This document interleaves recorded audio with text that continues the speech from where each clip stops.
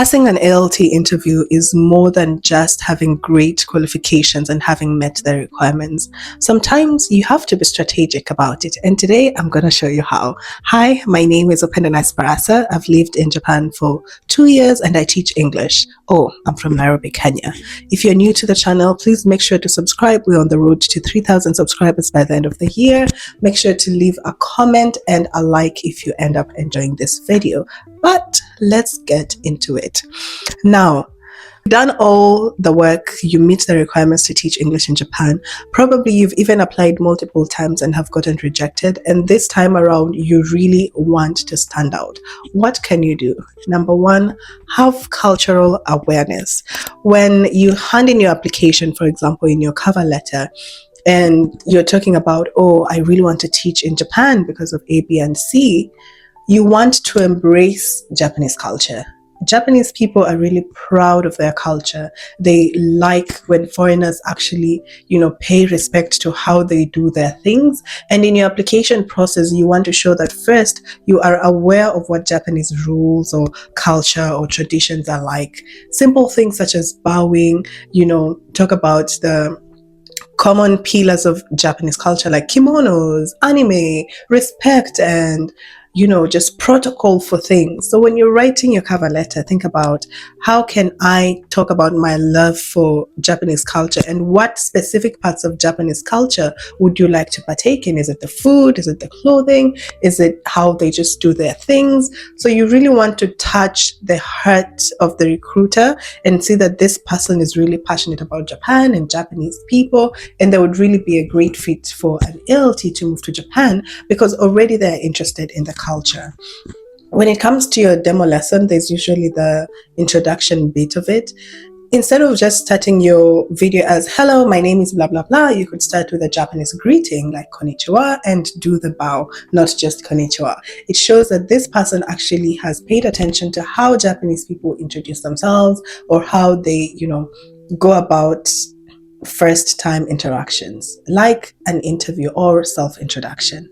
Another way to show cultural awareness would be in your dressing.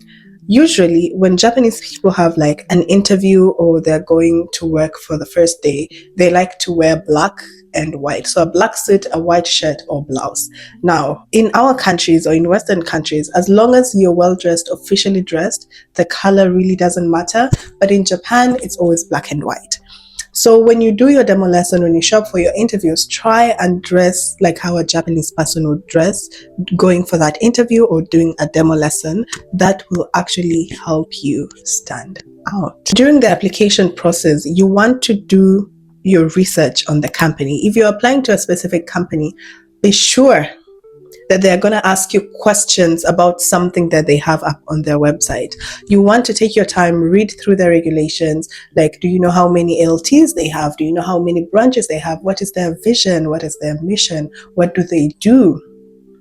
Having insight on what the company is about helps you stand out, because when those people like interview you and they ask you questions related to their company or the website or just teaching English in Japan in general, you want to give tangible information. Think of it this way. When you meet somebody for the first time and you compliment something that they're wearing, right? Or you say something about what they do. Oh, like, I really love your videos. If it's a YouTuber, oh, I really love how you dress. I really love how you articulate yourself.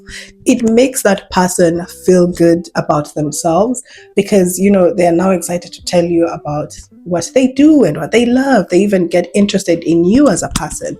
So imagine applying the same concept when it comes to an interview. And the recruiter realizes that, oh, this person has actually done their research on us. They really understand what we are about and what we do. So it is the same ripple effect as when you compliment somebody and when you have done your research about the company. The results are the same. So if you're wise, use that information to your advantage. Number 3 is CV alignment. So you want to show alignment between who you are and your CV. So sometimes people tend to use AI to write their CVs or overly praise their qualifications, right? Let's say, for example, you said you can speak French. or you said not even French, let's say you can speak Japanese, and when they would say something in Japanese, for example, they would say good morning or "Ohayo gozaimasu," and you can't respond, yet your CV says, oh, you can speak basic Japanese or beginner or conversational Japanese. You're lying.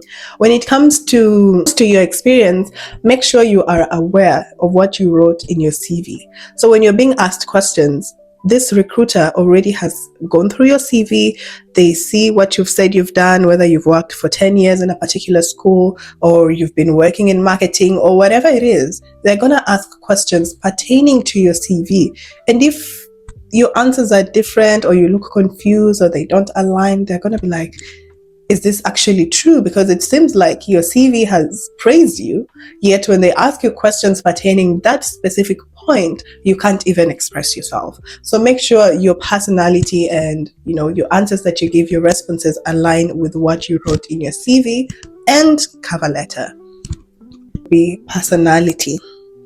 Now, being an ALT requires somebody that is very bubbly, somebody that is very outgoing, friendly, welcoming. Their demeanor in general is welcoming.